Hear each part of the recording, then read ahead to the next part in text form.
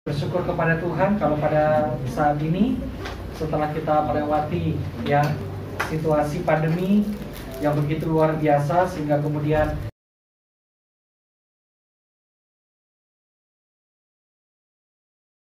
semangat kita dan pada saat ini pertama kali kembali di dalam majelis daerah untuk boleh mengadakan pertukaran mimbar ya, dan pada saat saya melihat jadwal yang pertama saya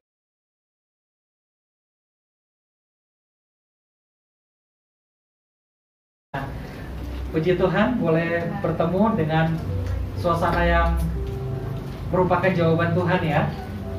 Bersyukur bersetiap jawaban Tuhan karena biasanya dari minggu ke minggu ya.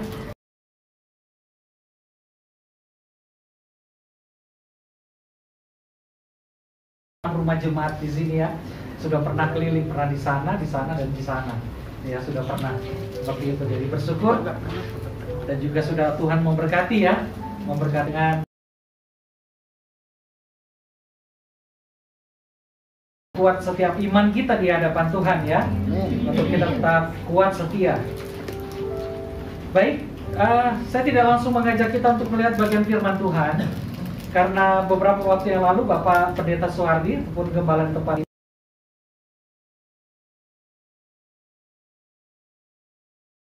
ayat yang akan mendukung untuk firman Tuhan pada hari ini di dalam tema yang sudah diberikan. Baik, dalam tema besar dikatakan semua hanya karena kasih karunia, yaitu tema besarnya semua hanya karena kasih karunia. Pengurus yang baik atas harta benda, pengurus yang baik atas harta benda. Terlebih mungkin saya hanya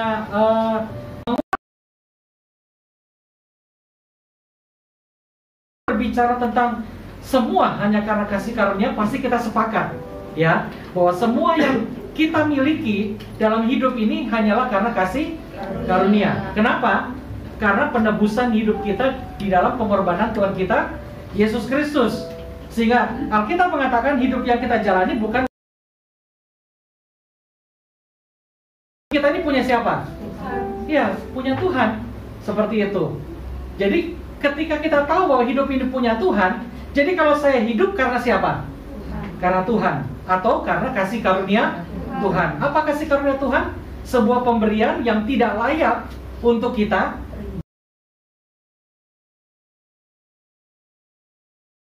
Ya, berapa banyak kita buat dosa tiap hari?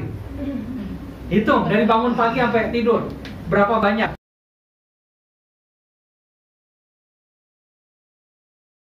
Tapi 1-2 kali aja dalam sehari, begitu dia bilang, "Mak, minta duit, Mak, kasih nggak?" Enggak bakal kan? Kenapa? Karena anak itu sudah menyakiti hati orang tuanya. Tetapi kita tahu bahwa hidup kita bukan punya kita, tapi punyanya Tuhan. Kalau hidup kita punyanya Tuhan, maka yang harus kita lakukan adalah kehendaknya siapa? Kehendak Tuhan. Tapi berapa kali kita berontak sama Tuhan? Tuhan tetap apa sama kita? Setia. Luar biasa kan? Artinya apa? Itu semua hanyalah karena apa? Kasih karunia.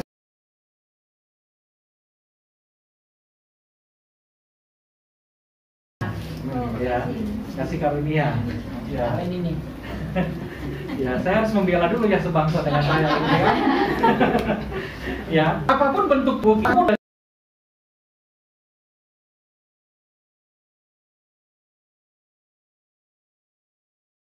Kasih karunia, ya kan? Sederhana. Ada orang suami istri periksa ke dokter, lalu dokter bilang suaminya subur, istrinya subur, tapi bertahun-tahun tidak punya anak. Ada seorang laki-laki tapi hampir tiap tahun punya anak. Kok bisa? Kasih karunia. Kasih karunia. Ya. Sebuah pemberian, sebuah belas kasihan, ataupun juga sebuah kepercayaan yang Tuhan berikan kepada setiap kita. Dan setiap kita diberikan kasih karunia dan kepercayaan yang berbeda, yang berbeda-beda. Sehingga itulah kita katakan, jangan saling iri. Ya, lihat satu badannya besar, aku nggak bisa besar-besar.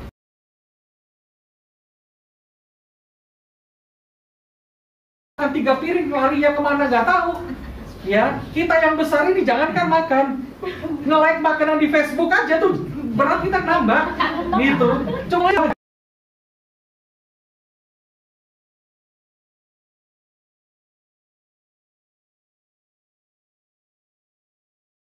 setiap orang punya pergumulannya masing-masing. Kelihatannya dia senyum, bahagia dan gembira, tapi ketika dia pulang dari hadapan kita, kok penuh air mata itu. Dia sembunyiin aja. Ya.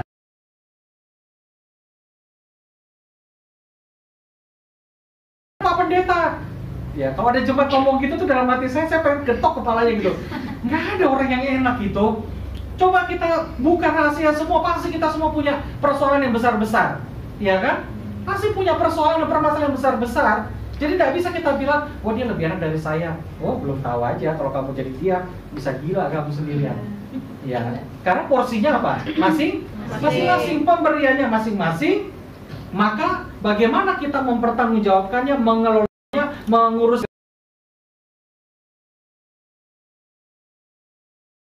hikmat daripada Tuhan, semua karena kasih karunia. Ya. Kalau ada orang bilang, Pak, kok bisa dipanggil Tuhan untuk kasih karunia? Belum tahu aja. Ya, waktu saya mau masuk sekolah teologi ya, bahkan setiap tahun sampai saya minta ampun sama Tuhan, itu saya selalu uji Tuhan. Mau masuk sekolah teologi, saya bilang, Tuhan, kalau Tuhan nih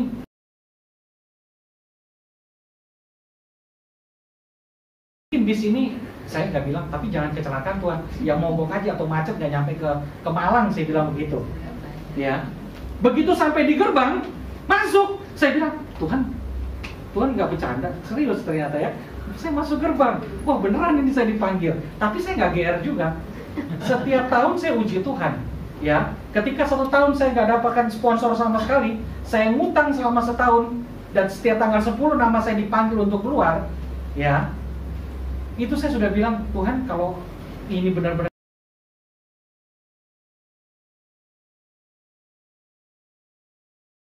dilunaskan oleh Tuhan, nggak tahu sampai sekarang Tuhan siapa. Dan 3 tahun saya uji terus panggilan itu, sampai akhirnya saya minta ampun, Tuhan saya minta ampun. Ya, kenapa? Karena saya berpikir jangan-jangan salah, jangan-jangan Tuhan saya yang kegeeran seperti itu. Tapi sekali lagi ketika saya dibentuk oleh Tuhan untuk mengenal kasih karunia-Nya, ya akhirnya saya melihat pada kasih karunia Tuhan. Hidup kita kalau kita sungguh-sungguh paham, kita sungguh-sungguh mengerti, ya, bahwa semua hanya karena kasih karunia, maka itu yang akan bisa mengubah kita, membentuk kita lebih baik lagi, memulihkan setiap hidup kita. Kalau kita sungguh-sungguh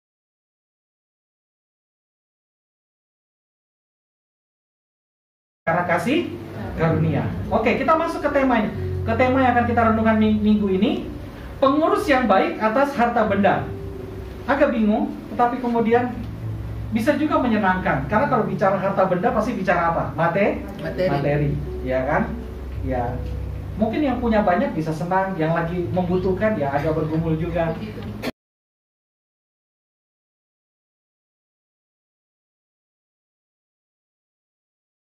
Kalau berbicara tentang pengurus, artinya itu berbicara tentang pengelola, tentang pengaturan, ya. Jadi di dalam kasih karunia, Tuhan memberikan kepada saudara dan saya setiap berkat-berkatnya, setiap materi, setiap harta benda yang kita punya dalam kehidupan.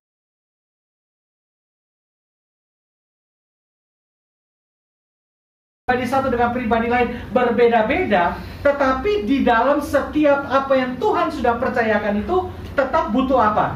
Pengaturan, pengelolaan. Ketika manusia pertama diciptakan dan diletakkan di taman yang sangat indah, yaitu Taman Eden,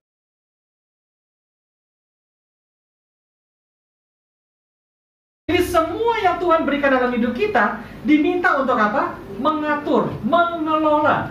Ya, nah itu sebabnya mari kita lihat bagaimana untuk kita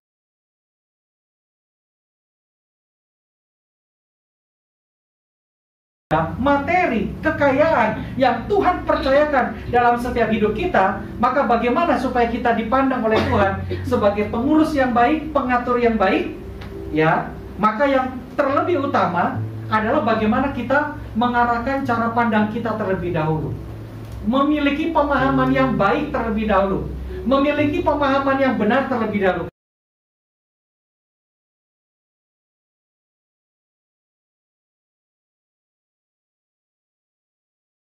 kacau, akan berantakan.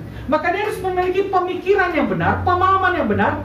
Harta benda, ya, materi yang Tuhan berikan dalam hidup saya, ini harus saya apakan. Mari jujur.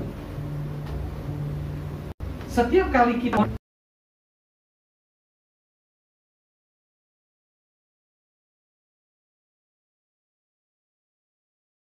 Mari kita jawab jujur. Setiap kali kita berdoa meminta berkat sama Tuhan, semua berkat yang kita minta itu tujuannya untuk siapa?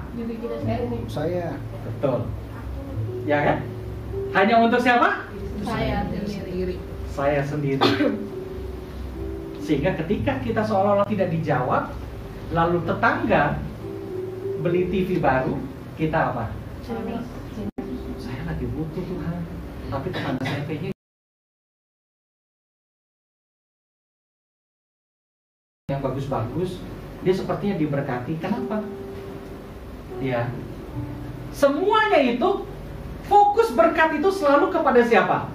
Saya yang harus diberkati, saya yang harus dicukupi. Pokoknya semua itu datang, fokusnya hanya kepada diri kita sendiri. Itulah yang seringkali membuat kita mungkin tidak dipercaya untuk mengelola sebuah berkat. Karena Tuhan lihat kita tidak benar sebelumnya. Karena kalau hanya kepada saya dan saya, seolah-olah Tuhan itu seperti tidak peduli buat kita. Padahal nggak kita minta pun, Tuhan itu selalu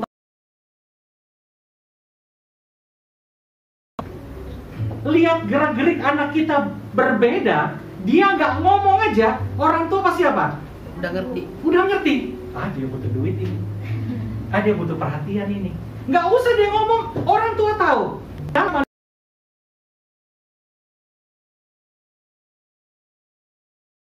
Pasti lebih apa? Pasti lebih tahu. Sebelum kita ngomong pun, Tuhan tahu kita butuh apa, Tuhan tahu kita perlu apa. Tetapi karena setiap kali kita berseru hanya untuk saya, Tuhan, berkati saya, berkati keluarga saya. Berapa kali doakan, Tuhan, waktu pagi hari setelah berdoa untuk berkati saya,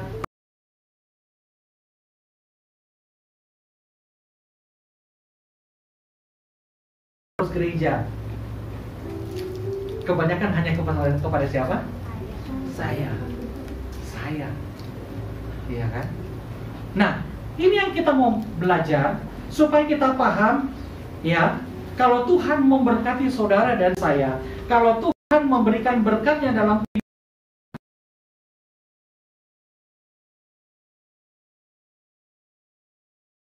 kita dipandang oleh Tuhan sebagai pengurus yang baik, karena kita sudah disadarkan tadi di awal bahwa semua yang kita terima hanyalah karena kasih karunia, pemberian kepada kita yang sebenarnya tidak layak untuk kita dapatkan. Harusnya bagaimana? Yang pertama, mari kita buka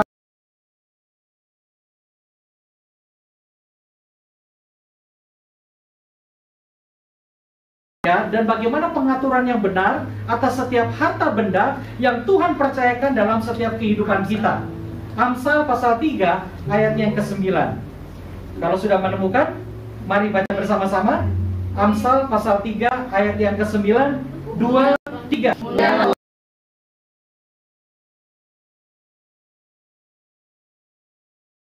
Muliakanlah Tuhan dengan apa?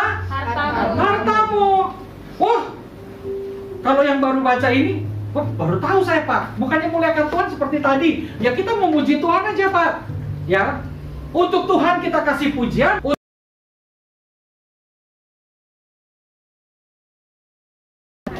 Hartamu.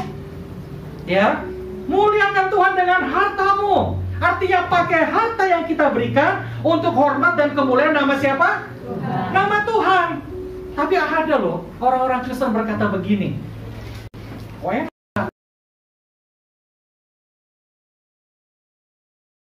Tuhan saya, yang menderita saya, yang dimaki-maki bos saya, kok harus ngasih buat Tuhan? Gitu ya. Pernah nggak punya pikiran begitu? Pasti uji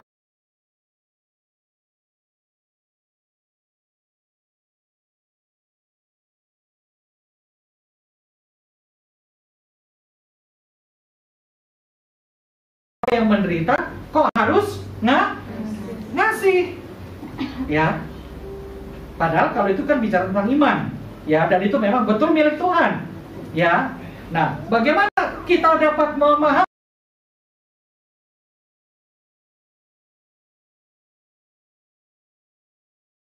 Amsal 10 ayat 22.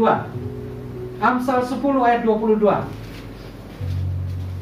Amsal 10 ayat 22. Siapa yang menjadikan kita kaya? Siapa yang memberkati kita? Bersama-sama baca 2, 3. Berkat Tuhanlah yang menjadikan kaya, susah payah tidak akan menambahnya. Jadi yang memberkati kita dengan berlimpah-limpah adalah berkat dari siapa? Tuhan. Kita mengatakan susah payah tidak akan menambahinya. Ya. Ada orang yang bekerja keras sama perusahaan, dihitungnya apa? Apa namanya? Loyalitas. Ya. Saya pikir saya nambah kerja 3 jam, dibayar 3 jam. Nggak taunya loyalitas. Ya. Nggak enak kan? Tetapi kan semua kekecewaan itu karena materi, dan setiap berkat itu selalu fokusnya buat kita. Tetapi Alkitab katakan muliakanlah Tuhan dengan berkat daripada Tuhan. Susah payah tidak akan menambahinya. Makanya terbukti pada zaman pandemi, ada orang kerja gajinya segitu-gitu, ada orang yang di rumah tapi ya GoFood jalan terus, Shopee Pay jalan terus, karena dia kerjanya online, ya kan?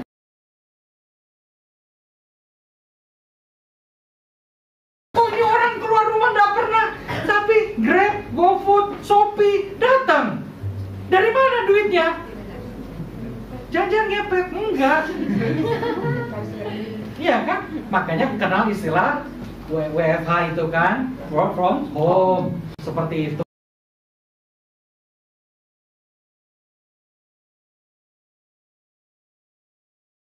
Tapi anak Tuhan itu kreatif dan pintar. Ya kalau gitu saya nggak usah kerja, Pak. Kan Tuhan jadikan saya kaya. Tuhan berkati saya. Katanya susah payah tidak akan nggak akan menambahi. Ya kan? Apalagi kalau kita sudah pakai pepatah dunia kan, rezeki itu nggak akan kemana.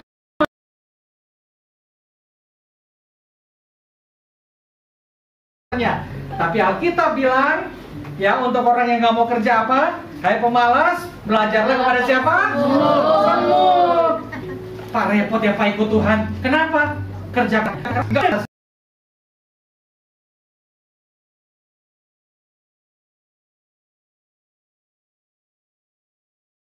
Selalu akan salah kalau kita mau pakai pemahaman kita. Ya, kalau kita sadar bahwa saya adalah manusia yang penuh dengan kekurangan, saya manusia yang penuh dengan kelemahan, Tuhan itu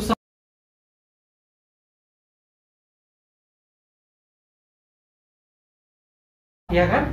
Sekarang begini, menunjukkan kekurangan kita nggak ada yang tahu di luar kita sedang terjadi apa. Karena mata kita apa? Terbatas. Jangankan di luar, kita yang di dalam aja sudah saling lihat, belum tentu kita.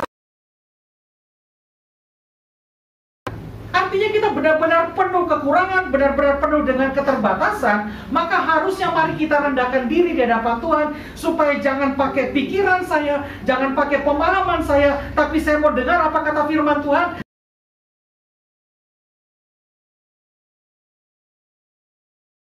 Saya bekerja, berapapun hasilnya, itu dari siapa? Itu dari Tuhan. Jadi ketika ada pengurangan pun tidak jadi masalah. Ya, sering kali jadi masalah karena wah, nggak sebanding. Ideal. Kita bisa berkata, oh level saya S1 loh, harusnya gajinya sekian. Ya lebih baik kita buka usaha sendiri. Iya kan? Ya, walaupun ada standar ideal, Saya pernah waktu masih pelayanan di Cikarang, itu waktu itu harga kontrakan untuk bujang sekalipun itu tahun 2 di atas sudah berapa saja.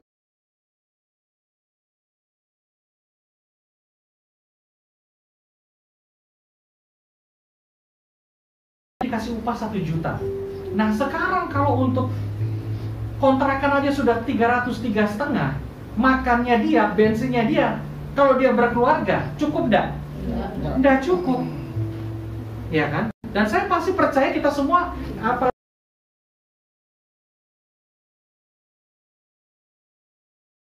ya kan? Tetapi setiap kali kita berkata kurang, setiap kali kita berkata menderita, kita di tengah-tengah penderitaan itu kita masih menyaksikan apa? Pemeliharaan Tuhan. Ya kan? Di jemaat saya katakan ada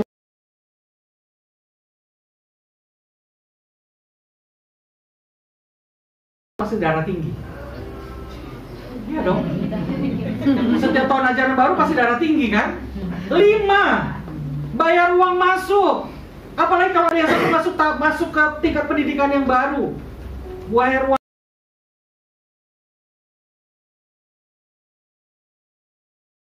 kali tahun ajaran baru, bersungut di situ, mengeluh di situ. Waduh, dari mana duitnya? Bagaimana bisa bayar? Tapi 5-5-nya lulus. Padahal bilang nggak punya apa? Uang. Susah, menderita. Tapi 5-5-nya lulus. Artinya ada apa di situ? Pemeliharaan Tuhan. Sekarang mari kita jujur. Sungut, mengeluh, nggak punya, nggak bisa, susah segala macam, tapi sampai hari ini Tuhan pelihara. Amin. Ya kan? Amin. Belum ada yang tidur di jalanan? Belum. Masih ada yang di rumah? Ada. Ya kan? Tapi selalu bersungut, mengeluh, di sini enggak? Amin? Amin. Di sini enggak? Amin. Iya kan? Asal mau. Betul. Ya, bekerja pasti. Ya, tetapi hasilnya adalah merupakan berkat daripada Tuhan, seperti kata firman Tuhan tadi. Jadi, bagaimana kita dapat menjadi pengurus yang baik dan bagaimana kita dapat mengelola dengan baik setiap harta benda yang Tuhan percayakan, maka pahamilah setiap harta, setiap materi yang kita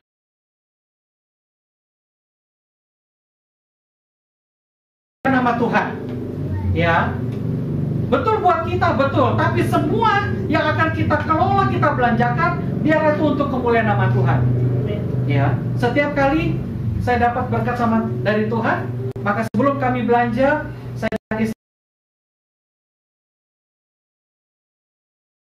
hikmat Tuhan, selesai. Ya. Jadi itu susahnya saya. Kenapa susahnya saya? Mau sedikit pun saya nggak pernah turun-turun, naik terus iya. Jadi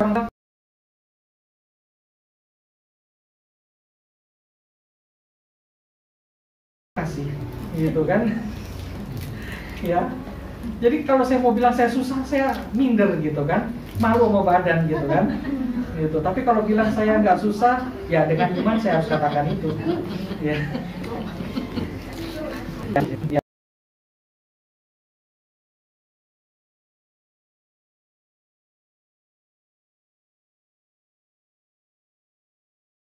Ketika harta benda itu tidak dipahami dengan baik untuk memuliakan nama Tuhan, Matius 19 ayat 22. Matius 19 ayat 22. Matius pasal 19 ayat yang ke-22. Kalau kita salah punya pemahaman atas materi dan berkat yang Tuhan berikan, maka ini akan terjadi dalam setiap kehidupan kita.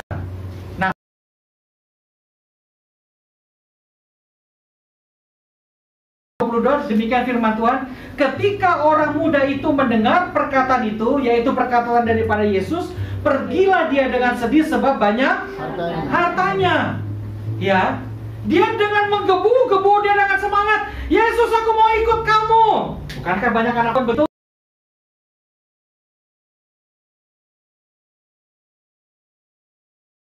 Nanti aja, gitu kan? Kan anak muda ini dia ingin sekali ikut Tuhan, ikut Tuhan. Bahkan dia katakan, semua hukum Tuhan sudah saya lakukan, sudah saya kerjakan. Yesus hanya bilang sederhana saja, oke, kalau kamu mau lebih baik lagi,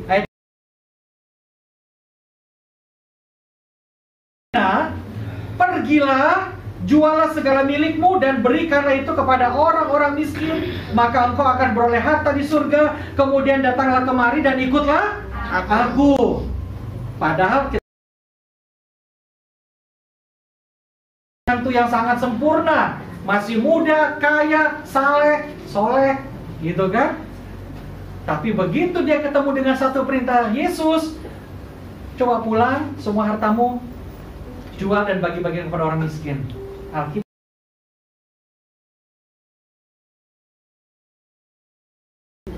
sedih, sebab banyak.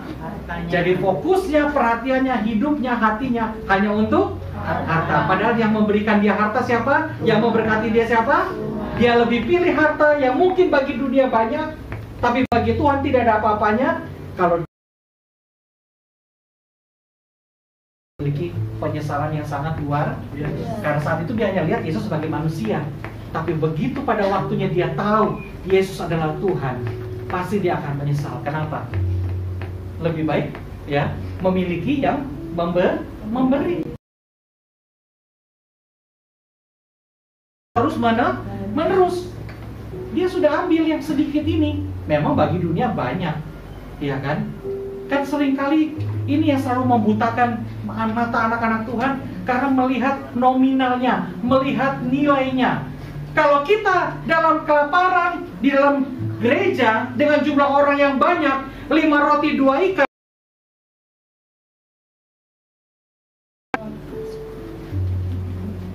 itu jajannya anak kecil loh. Ya, kan ada anak yang bawa bekal saat itu kan. Lalu berarti Yesus bilang, di sini ada anak yang punya makanan 5 roti dan 2 ikan. Nggak mungkin ikan yang besar, nggak mungkin roti yang besar untuk anak-anak kecil. Ikan teri.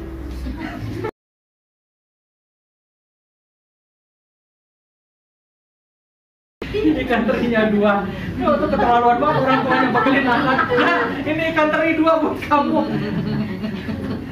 Segala-galaknya mak nggak gitu juga kan? Ya, kecil. Tapi begitu Yesus bersyukur, sisa bakulmu pulang. Ya kan? Tapi itu dari mana? 5 roti dan yang kecil, yang sedikit. Untuk 5.000 laki-laki saja. Ya. Jadi nominal yang dunia berikan dalam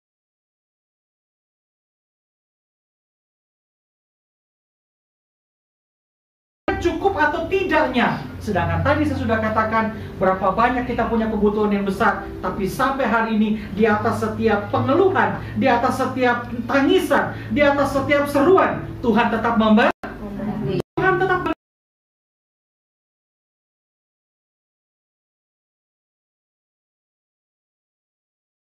Maka bersyukurlah, karena hidup kita bukan ditentukan oleh nominal itu, hidup kita ditentukan oleh siapa? Oleh Tuhan. Bukan oleh nominal, terlalu kecil, terlalu murah. Kalau hidup kita ditentukan dengan nominal, Tuhan bisa kasih lebih dari. Kenapa kita? Karena hidup kita tadi di awal katakan punya siapa? Punya Tuhan. Tuhan yang akan pelihara, Tuhan yang akan tolong. Percayalah. Berapa banyak kita bernyanyi sampai begitu menghayati, sampai begitu merasakan jamahan Tuhan. Bahwa aku percaya.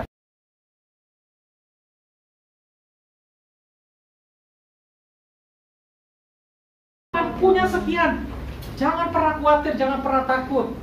Ya, Bapak ngomong doang, saya nggak ngomong doang. Ya, karena pengalaman saya juga punya orang tua juga dua-duanya hamba Tuhan. Kepala saya dari saya kecil sampai sekarang, mereka nggak pernah kasih persembahan untuk Tuhan itu yang nilainya kecil. Sekalipun mungkin kami nggak ada makanan di rumah. Ya.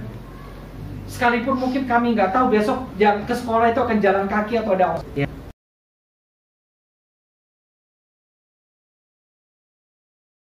Kepada siapapun. Jadi kalau nggak ada duit, orang nggak percaya. Ketika saya tadi setiap tanggal 10 di kampus diusir keluar, apa yang teman-teman dan kakak tingkat pikir? Mereka pikir saya sengaja supaya saya bisa jalan-jalan. Oh, saya makanya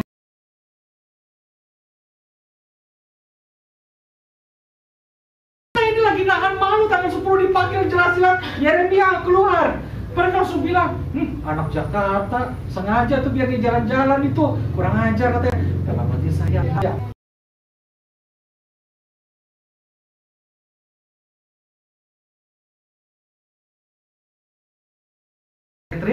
Maka saya bawa gerobak itu penuh dengan spring bed tempat tidur gitu kan, bawa kembali ke gudang. Di dalam kamar tuh bapak saya nangis. Ya karena nggak mampu. Tapi sampai lulus kenapa bisa?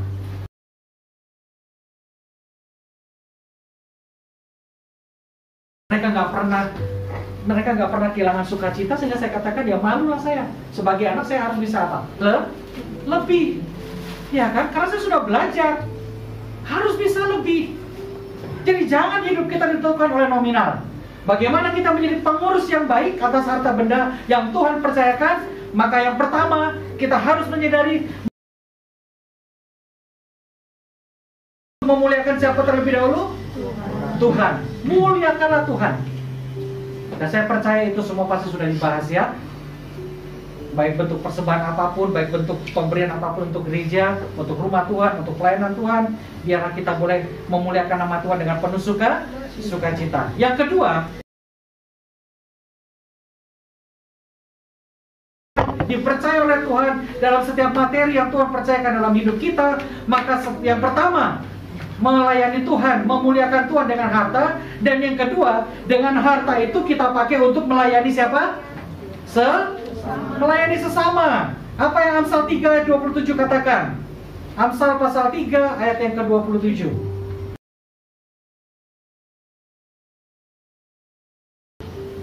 Amsal pasal 3 ayatnya yang ke-27. Kalau sudah menemukan, Amsal pasal 3 ayat 27, 2, 3.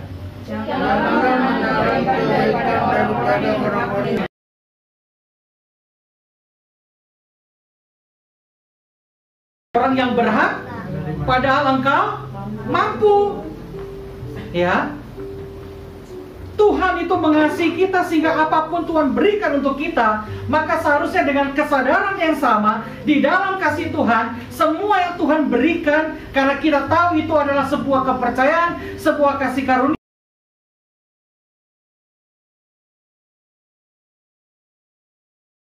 Pemberian siapa?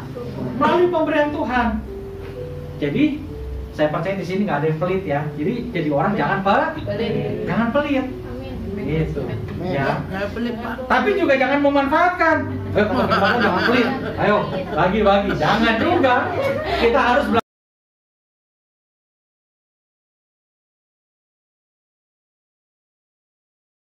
Bahkan dikatakan jangan apa? Menunda atau menahan. Jangan ditahan.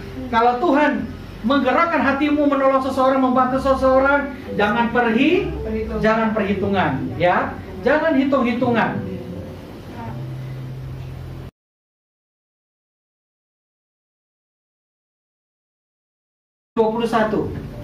Yang tadi Yesus berkata, kalau engkau hendak sempurna, pergilah jualah segala milikmu dan berikanlah itu kepada orang-orang siapa? Miskin. Bukan berarti ini kita secara tertulis kita akan lakukan hal yang sama, tetapi kita ambil nilainya, poinnya.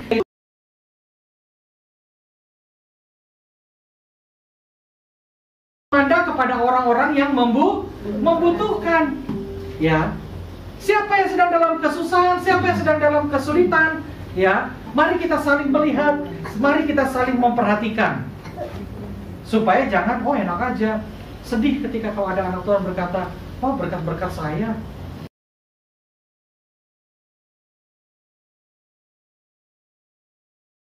Gereja dengan semangat nyanyi apa? Kau sahabatku, kau saudaraku, tiada yang dapat memisahkan kita. Ada yang dapat memisahkan. Harta. Ya, sahabat sih.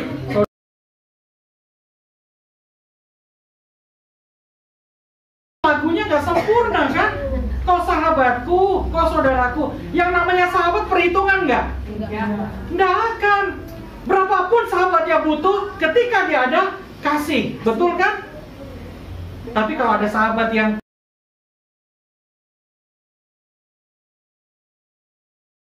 benar itu, dia nggak akan punya perhitungan. Dia tahu, karena dia sudah percaya dengan siapa? Dengan siapa sahabatnya. Dia tahu sahabatnya tidak akan curang. Kalau besok dia juga berkekurangan, dia sangat percaya sahabatnya itu pasti.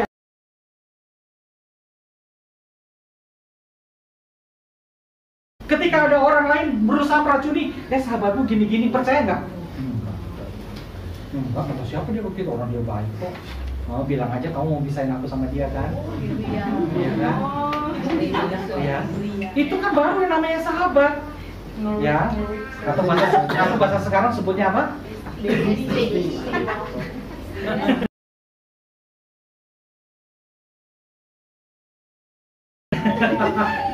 Ya. Nah, kok gitu Pak? Supaya lebih jelas, sekarang kita buka Lukas 19. Ya. Lukas 19. Lukas 19 ayat 6 sampai 9. Lukas 19 ayat 6 sampai 9.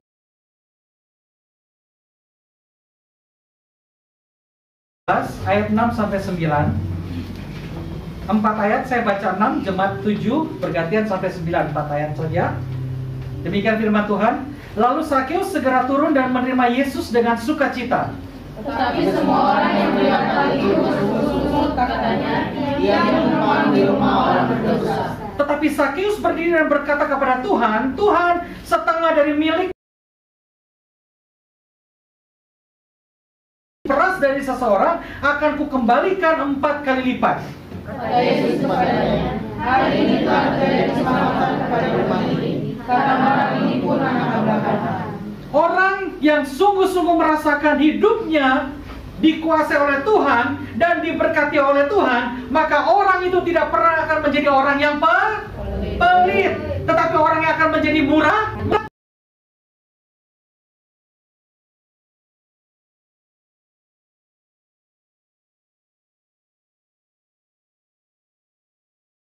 Muncul itu adalah orang yang sangat dibenci di Israel karena bekerja untuk penjajah menarik pajak dari rakyat.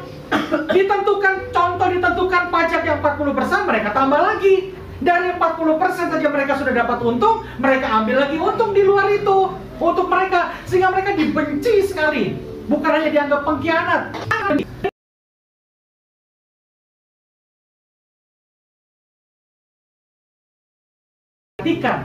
Ketika dia bertemu dengan Yesus, Alkitab katakan, lalu Sakeus segera turun dan menerima Yesus dengan apa? Sukacita. Bahasa aslinya, kata sukacita yang dituliskan oleh firman Tuhan, Sakeus sedang mengalami sebuah sukacita yang belum pernah dia terima dalam hidupnya. Aneh kan?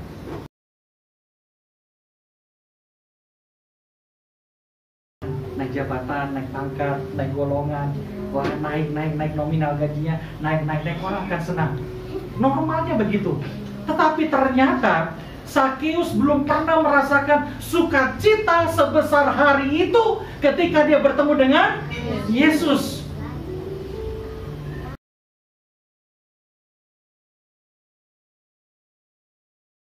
Bergantung dengan nominal rekening kita. Nilai rekening kita semakin naik, kita semakin tersenyum, semakin turun, muka kita juga semakin turun. Kalau selama ini sering terjadi, maka kita sulit mengerti ayat ini. Makanya tidak heran kalau ada orang berkata, Pak, saya nggak ngerti firman Tuhan itu. Ya karena memang kita belum pernah hidup di dalamnya dan belum pernah mengalami. Tapi saya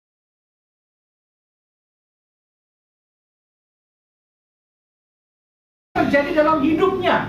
Jadi benar-benar dia bersukacita. Dan dampak dari sukacita yang terjadi karena dia terima Yesus dalam hidupnya, ketika orang bersungut-sungut, wah, kenapa Yesus numpang di orang berdosa itu? Orang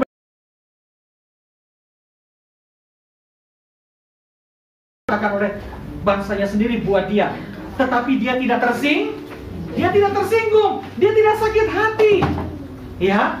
Justru dia berdiri. Harusnya kalau dia sedang sukacita, ada orang hina dia, ledek dia, sakit hati kan? Sakit hati. Mau ngasih nggak? Oh enggak. Tapi ini dia berdiri.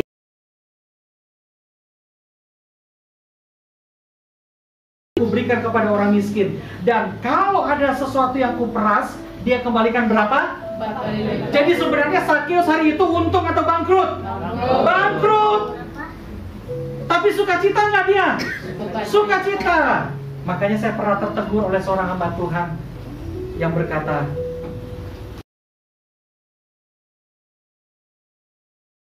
dapatkan yang baik lalu kita undang untuk mengadakan ibadah ucapan syukur. Terlalu gampang dan itu biasa, betul? Tapi pernahkah di saat kita kecelakaan, di saat kita sakit, di saat kita tidak mendapatkan PHK, kita bilang sama jemaat Tuhan, saya bersyukur dan mari datang saya membuat ucapan syukur? Ada? Dalam segala hal. Tapi syukurannya hanya pada saat senang. Nah, karena pemahaman salah, perilaku juga salah. Di saat tidak senang, ya gimana mau ucap syukur Pak Pendeta? Ya karena memang kita tidak mengalami. Sakius, dia sukacita di atas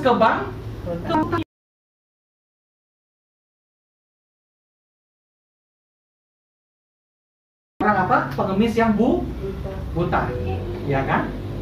Yang buta atau lumpuh? Yang lumpuh. Yang lumpuh kan? Bangkit dan lompat. Nah, dia kerjanya apa? Minta-minta, betul? Dan itu dari kecil. Dan itu gak mungkin sembuh. Dia kerjanya minta-minta baru dia dapat duit. Tapi kalau dia sembuh, masih minta-minta nggak? Artinya dia sembuh tapi dia kehilangan apa? Mata pencaharian.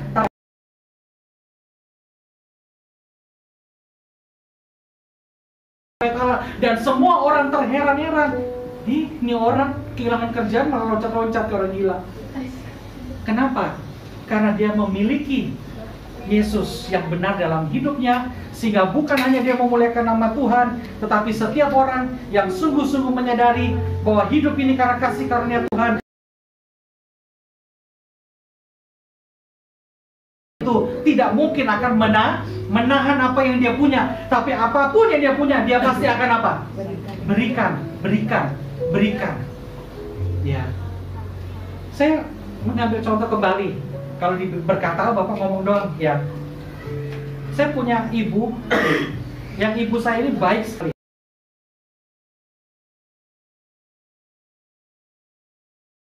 Tapi kalau sudah anak-anak muda kumpul di gereja, apakah nyanyi-nyanyi, apakah kerja bakti, apakah apa, nggak ambil uang gereja, tapi panggil tukang mie ayam, panggil tukang bakso, belikan. Saya bilang, saya aja tapi nggak dijajanin. Kok ini duit dari mana?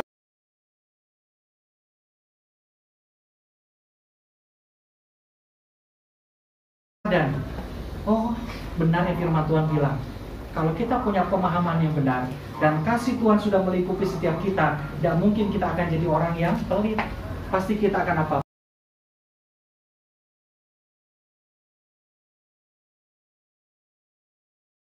Mungkin, ya, mungkin seperti itu. Tetapi mari kita mengalami supaya apa? Supaya Tuhan memandang saudara dan saya, kita menjadi pengurus yang baik atas harta benda. Yang terakhir, mari kita lihat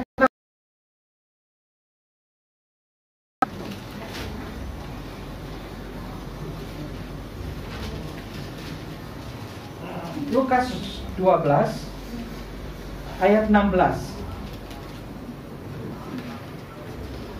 Yesus berkata, dalam sebuah perumpamaan, ada seorang kaya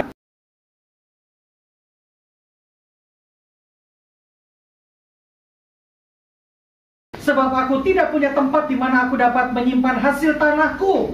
Lalu katanya, inilah yang akan aku perbuat, aku akan merombak lumbung-lumbungku, dan aku akan mendirikan yang lebih besar, dan aku akan menyimpan di dalamnya segala gandum dan barangku. Sesudah itu, aku akan berkata kepada jiwaku, ada padamu banyak barang tertimbun untuk bertahun-tahun lamanya. Beristirahatlah.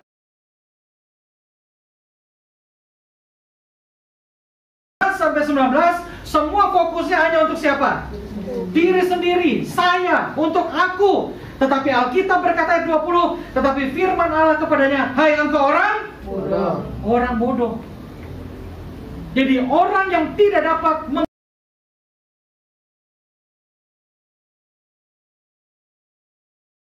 untuk berbagi kepada sesama. Alkitab berkata kepadanya, hai engkau orang bodoh, pada malam ini juga jiwamu akan diambil daripadamu, dan apa yang telah kau sediakan untuk siapa itu nanti? Orang-orang jaga. Ya, ya kan? Karena kan kita kembali nggak bawa apa-apa.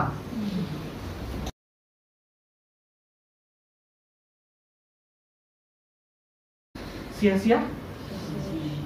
Sia-sia.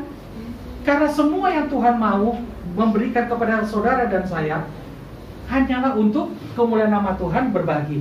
Buat kita nggak usah ditanya, pasti. Kadang-kadang kita suka nanya kan, kenapa ya Pak, kok ada orang-orang yang diberkati Tuhan luar biasa, dia bisa kesana kemari.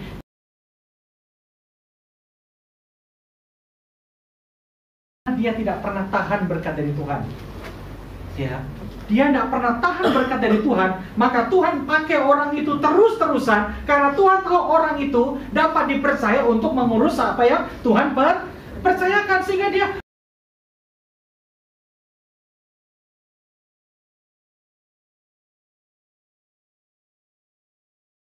mengelola. Tetapi kalau tidak, ya akan sulit. Bukankah ada sebuah perumpamaan satu lagi yang Yesus pernah memberikan, ya, antara orang kaya dengan siapa? Lazarus. Orang kaya dikatakan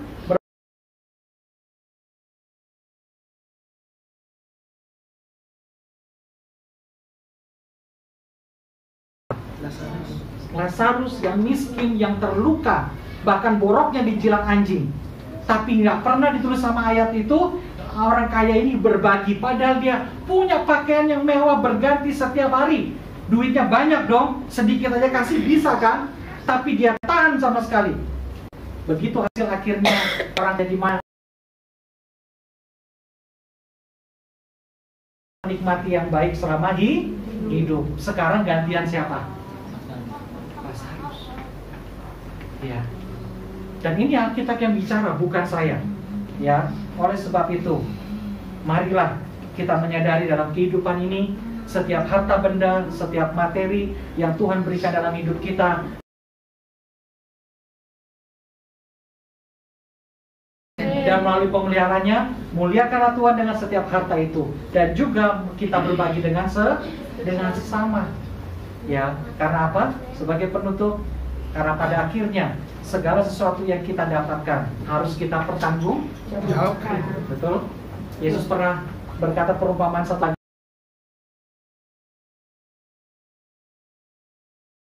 Dua, yang satu talenta, yang 5 dia usahakan, 2 dia usahakan, 1 dia simpan. Tuannya datang kembali, ketiga-tiganya harus memberikan apa?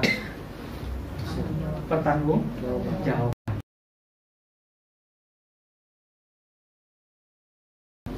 Jadi 10 baik, yang 2 jadi 4 baik, yang 1.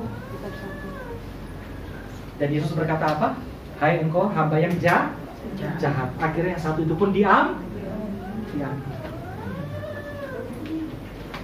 Sekarang kita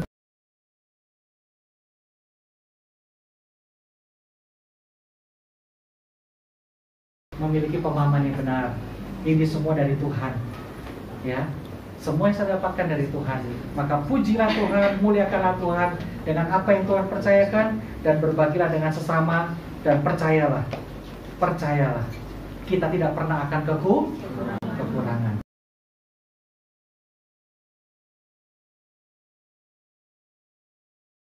Ya, kuasa pemeliharaanmu senantiasa Tuhan nyatakan dalam hidup kami. Kami sangat percaya Tuhan tahu apa yang kami butuhkan, bahkan sebelum kami meminta, bahkan sebelum kami berbicara.